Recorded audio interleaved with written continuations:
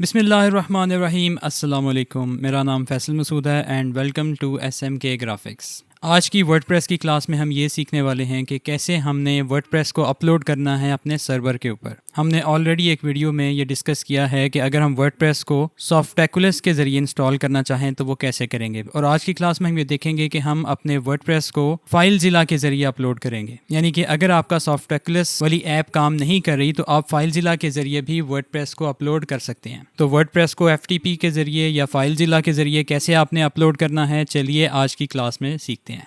मैं Google Chrome में आ गया हूँ और यहाँ पे मैं इन्फिनिटी फ्री या अपना सर्वर ऑनलाइन कर लेता हूँ। मैं अपने सर्वर में लॉगिन करूँगा। क्लाइंट एरिया में जाके यहाँ से मैं एक अकाउंट चूज़ कर लेता हूँ और इस अकाउंट को खोल लेता हूँ, और अकाउंट खोलने के बाद हमें FTP की डिटेल्स मिल जाती हैं। अब हम अपने फाइलज़िला वाले सर्वर को कनेक्ट करेंगे। तो मैं फाइलज़िला को ओपन करता हूँ। फाइलज़िला को ओपन करने के बाद मैं ये डिटेल्स इसमें कॉपी कर देता हूँ।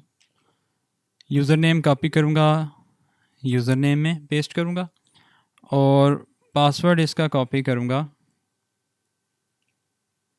और इसे पासवर्ड में पेस्ट करूँगा। इसी तरह मैं इसका होस्ट नेम कॉपी करूँगा और होस्ट नेम वाले फील्ड में इसे पेस्ट कर दूँगा।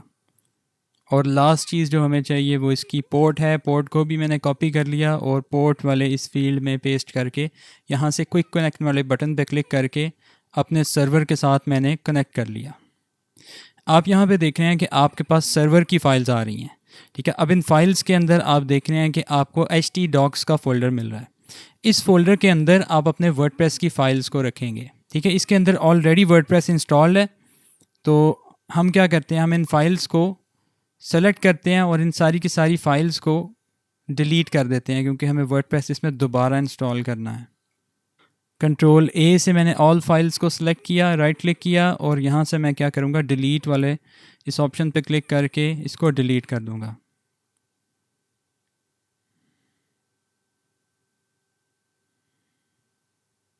जितनी देर में ये डिलीट होता है मैं क्या करता हूँ, हम वर्डप्रेस को डाउनलोड कर लेते हैं। यहाँ गूगल पे आके लिखेंगे वर्डप्रेस डाउनलोड, तो wordpress.org के ऊपर आपको वर्डप्रेस डाउनलोड करने का लिंक मिल जाएगा। तो यहाँ से मैं वर्डप्रेस का लेटेस्ट वर्जन डाउनलोड कर लेता हूँ। ये एक ज़िप फाइल में मुझे वर्डप्रेस को डाउनलोड कर देगा।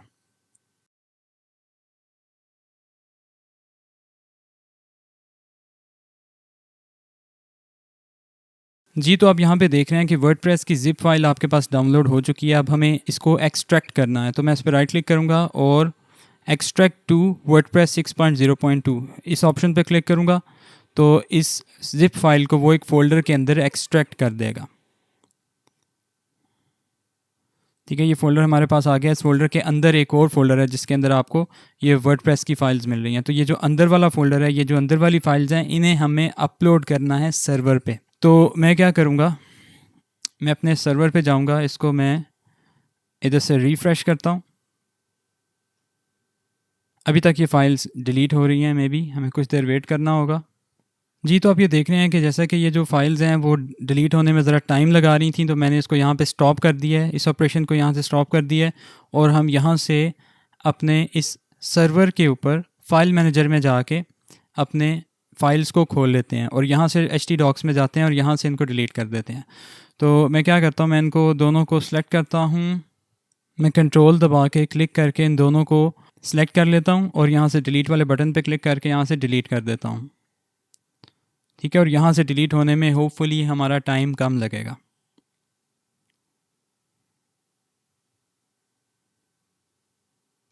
जी, तो अब ये जैसा कि देख रहे हैं कि हमारी वो फ़ोल्डर्स जो थे, वो फाइल्स हमारी डिलीट हो चुकी हैं। अब हम जाएंगे दोबारा FTP सर्वर के ऊपर और यहाँ से हम क्या करते हैं, दोबारा इसको रिफ़्रेश करते हैं। रिफ़्रेश करने के बाद देखेंगे आपके इस फ़ोल्डर के अंदर कोई भी फ़ाइल बाकी नहीं रही। तो हम यहाँ पे वर्डप्रेस को दोबारा अपलोड करेंगे। तो हम क्या करते हैं, अपने सिस्टम में जाके जहाँ हमने वर्डप्रेस को डाउनलोड किया था वहाँ से वर्डप्रेस को दोबारा ओपन कर लेते हैं। डाउनलोड्स में जाके यहाँ हमें वर्डप्रेस नज़र आ रहा है। तो ये जो वर्डप्रेस की ये फ़ोल्डर है, इसके अंदर जाके इन तमाम फाइल्स को सिलेक्ट करेंगे और क्लिक एंड ड्रैग करके यहाँ पे लाके ड्रॉप कर देंगे। ठीक है, वो इन फाइल्स को क्यू में डाल देगा। देखें 2090 के करीब फाइल्स हैं। इनको 1 बाय 1 अपलोड करना स्टार्ट कर देगा। तो जब ये अपलोड हो जाएंगी तो यहाँ पे आपको सक्सेसफुल ट्रांसफ़र के अंदर ये फाइल्स लिखी हुई नज़र आ जाएंगी, और जितनी फाइल्स फेल हो जाएंगी वो यहाँ पे नज़र आएंगी। तो जब ये अपलोड हो जाती हैं तो मैं तब आपको दिखाता हूँ। जी, तो आप ये देख रहे हैं कि 15 से 20 मिनट के बाद आपकी ये तमाम फाइल्स अपलोड हो चुकी हैं। जस्ट यहाँ पे देख रहे हैं कि फेल्ड ट्रांसफ़र, ये 2 फाइल्स यहाँ पे दिखा रहा है कि फेल्ड हो चुकी हैं। इनको हम रीट्राई करेंगे। ठीक है, इसको क्या करेंगे हम, रीसेट एंड रीक्यू ऑल। हम क्या करते हैं, हम इस वेब एड्रेस पे जाके देखते हैं जहाँ पे हमने वो फाइल्स को अपलोड किया था कि हमें यहाँ पे क्या नज़र आ रहा है। तो कॉन्ग्रेचुलेशंस, आप यहाँ पे देख रहे हैं कि आपके सामने वर्डप्रेस इंस्टॉल करने वाला पेज यहाँ पे नज़र आना शुरू हो गया है। यानी कि आपने जो फाइल्स यहाँ पे ट्रांसफ़र की थी वो सक्सेसफुली यहाँ पे अपलोड हो चुकी हैं।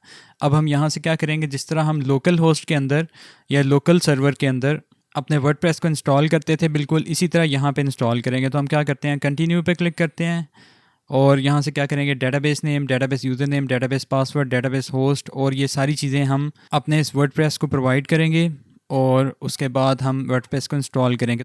जी, तो आपने आज की क्लास में ये सीखा कि कैसे हमने फाइलज़िला FTP सर्वर को यूज़ करते हुए वर्डप्रेस को अपने सर्वर के ऊपर कैसे अपलोड करना है। नेक्स्ट वीडियो में इंशाल्लाह हम ये सीखेंगे कि कैसे आपने उस वर्डप्रेस को जो आपने अपलोड किया था उसको इंस्टॉल कैसे करना है अपने सर्वर के ऊपर, और डेटाबेस कैसे क्रिएट करनी है, और डेटाबेस के अंदर यूज़र कैसे क्रिएट करना है, और कैसे आपने वर्डप्रेस को इंस्टॉल करना है। ये हम नेक्स्ट क्लास में सीखेंगे इंशाल्लाह। तो अपने ट्रेनर फैसल मसूद को इजाज़त दीजिए। मेरे चैनल SMK ग्राफिक्स को सब्सक्राइब कर लीजिए। अपना बहुत सा ख्याल रखिए। वीडियो देखने का बहुत शुक्रिया। अल्लाह हाफ़िज़।